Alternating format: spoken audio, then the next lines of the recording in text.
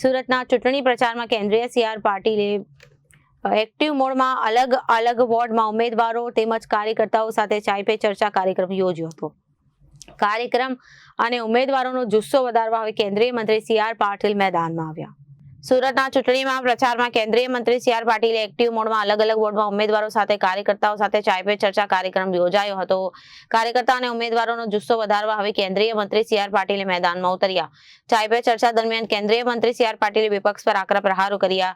પાટીલે કહ્યું કે ચૂંટણીની 27 બેઠકો પર આ વખતે જીતી બતાવો તો હું માની લઈ। પ્રચારમાં અને દિવસોમાં પાટીલના નિવેદનથી સુરતનું રાજકારણ ગરમાયું હતું। સીઆર પાટીલે આમ આદમી પાર્ટીના સુપડા સાફ થવાનો દાવો કર્યો। જે ઉમેદવારો છે ગણતરીના દિવસ બાકી રહેશે, શું સંદેશ? ઉમેદવારો પોતાની વાત લઈને ભારતીય જનતા પાર્ટીએ કરેલા કામો ફક્ત સુરત મહાનગરપાલિકા નહીં, રાજ્યની અંદર પણ માનનીય મુખ્યમંત્રીશ્રી દ્વારા અને દેશમાં પણ માનનીય પ્રધાનમંત્રી શ્રી નરેન્દ્રભાઈ મોદી સાહેબ દ્વારા અને ગૃહમંત્રી શ્રી અમિતભાઈ શાહ સાહેબ દ્વારા જે વિકાસના કામો થયા છે, જે રીતે દેશને મજબૂત કરવામાં આવ્યું છે, જે રીતે નક્સલવાદને નાબૂદ કરવામાં આવ્યું છે, જે રીતે આતંકવાદ ઉપર કાબુ મેળવવામાં આવ્યો છે અને વિકસતા ભારતને વધુ વિકસિત બનાવવા માટેના એમનું જે આયોજન છે એમાં મદરૂપ થવાય એવી વિનંતી સૌ મતદાતાને ઉમેદવારોએ કરવી જોઈએ અને એમના વાણી વર્તનમાં, એમના વ્યવહારમાં એ પ્રદર્શિત થવું જોઈએ। કોઈ આચકલાપણું કોઈ ઉમેદવાર એના વર્તનમાં ના કરે। કોઈ મતદાતા જો કદાચ કોઈ પ્રશ્ન પૂછે તો ચોક્કસ એનો જવાબ આપે, નમ્રતાપૂર્વક જવાબ આપે। કોઈ કામની એ માંગણી કરે તો એને ચોક્કસ વિશ્વાસ આપે કે ભારતીય જનતા પાર્ટી તમારી માંગણીઓને પણ પૂરી કરવા માટે સક્ષમ છે અને જરૂર એના માટે પ્રામાણિક પ્રયત્ન કરશે તો વિશ્વાસ અપાવે એવી ઉમેદવારોને મારી વિનંતી છે। મહિલા બિલ જે આરક્ષણ બિલ છે એને રદ કરવામાં આવ્યો, શું કહેવું?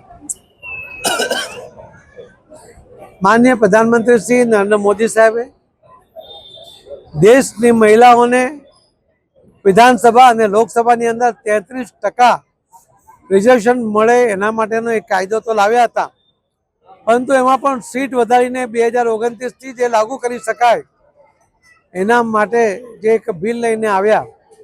આ બિલમાં કોંગ્રેસ, સપા, ટીએમસી અને અલગ અલગ પાર્ટીઓએ સપોર્ટ નથી કર્યો અને 66 મત ઓછા પડવાને કારણે આ બિલ પાસ થઈ શક્યું નહોતું અને બિલ પડી ગયા પછી મહિલાઓનો અધિકાર છીનવાઈ ગયા પછી જે રીતે કોંગ્રેસના, ટીએમસીના, સપાના જે કાર્યકર્તાઓ જે રીતે પાટલીઓ થપથપતા હતા, જે રીતે ઉત્સાહમાં આવી ગયા હતા, ત્યારે મને લાગે છે કે દ્રશ્ય આ દેશની બહેનોએ જોયું છે કે માનનીય પ્રધાનમંત્રી મોદી સાહેબે એક પત્ર દ્વારા પણ વિનંતી કરી, લોકસભાની અંદર પણ એમણે ખાતરી આપી હતી કે આ બિલ તમે પાસ કરો, એમાં સહકાર આપો, એનો જસ હું તમને જાહેરમાં આપીશ, હું લખીને આપીશ કે આ તમે જસના અધિકારી છો, પણ આ બિલ પાસ થવા દો।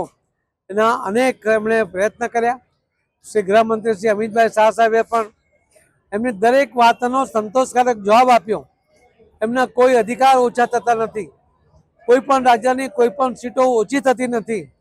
આ દરેક વાત એમણે મુદ્દાસર એમનો જવાબ આપ્યો અને એમણે કન્વિન્સ કરવાનો પ્રયત્ન કર્યો, પરંતુ એ તો કન્વિન્સ હતા કે આ બિલ પાસ થવા દેવું નથી, મહિલાઓને અધિકાર આપવો નથી અને એટલા માટે એમણે બિલના વિરોધમાં મતદાન કર્યું અને આ દેશની મહિલાઓને જે અન્યાય કર્યો અને અન્યાય કર્યા પછી એની પર જે ખુશી વ્યક્ત કરી એના કારણે દેશની મહિલાઓ આકુળ વ્યાકુળ છે કે આવા જો સમય એનો જવાબ એમને આપીશું। બહેનો આ વાત ક્યારેય ભૂલશે નહીં કે એમને ન્યાય અપાવવામાં, એમને અધિકાર અપાવવામાં જો કોઈ અડચણરૂપ થયું હતું તો એ કોંગ્રેસ હતી, એસપી હતી, ટીએમસી હતી, આમ આદમી પાર્ટી હતી। આ બધાને યોગ્ય જવાબ એ સમયસર આપવા માટે સંકલ્પ થઈને બહેનો આગળ વધી રહી છે, સમયની રાહ જોઈ રહી છે।